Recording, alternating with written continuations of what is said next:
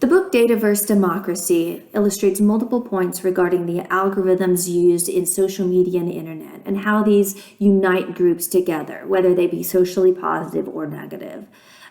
Because of the negative aspect of this, he also highlights the issues which arise that are including overt propaganda, polarization, and confirmation bias. Social media and internet search engines all use these algorithms, and they allow the users to see more of their interests in what they expect to see. But these systems obviously lead to these issues, and it provides a limited view of your news or ideas. And that's dangerous because only seeing one side of the story has the ability to lead us to less informed decisions. And when groups with similar interests band together, we know that they can accomplish great goals. However, if they're formed on hate or anger, they can actually just fuel the fire. And many people don't understand the algorithms, especially on social media, and why they see the posts that they do see. And actually, in 2020, Facebook is coming out with a new transparency program where on multiple posts, you'll be able to click a button and find out exactly why you are seeing this post. So that's very interesting to see them do that and actually show that people aren't seeing all of the data that is out there. And Schaefer made the comment that the information economy has turned to the attention economy and that mass media has transitioned to social media. We only have so much attention and we spend so much of that time on social media that we have neglected a lot of our credible news sources for our decisions. Confirmation has been around, and it was very evident in the U.S. 2016 presidential elections, and it's polarized the country more than ever. However, you can see that right now with COVID-19 as well. All over Facebook, you see comments, negative comments about it's the flu, it was created in a lab, it's not as bad as it's portrayed, it's the media's fault.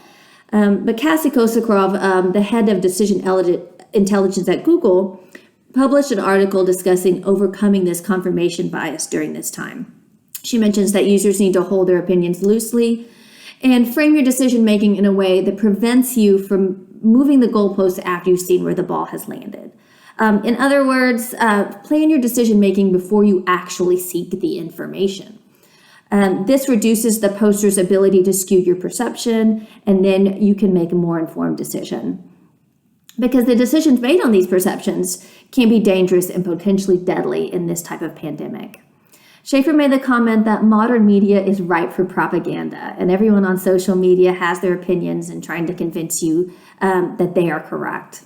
According to a New York Times article, as of March, more than half of the articles consumed on Facebook were about the coronavirus. And this is all more intense because we are all at home, we're all on social media, we're all on our computer, and we're spending more time.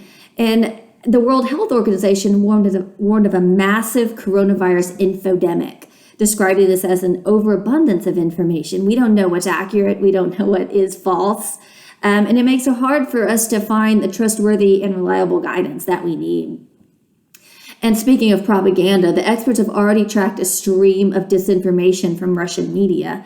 And they all tend to follow similar themes. The Pentagon was behind it all. The ruling elites are at fault. It's a ploy to prop up the U.S., and the real goal is a new tyrannical world order. These seem very false. However, for users who already have a negative feeling towards the U.S., this is something very easy to believe. And this pandemic is just another front in the information war between these already tense countries.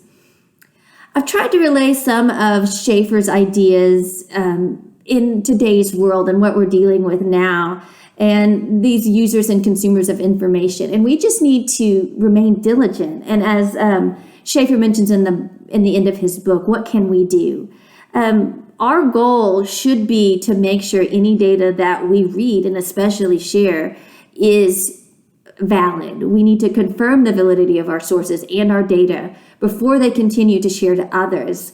Otherwise, this will continue the cycle of misinformation. Thank you.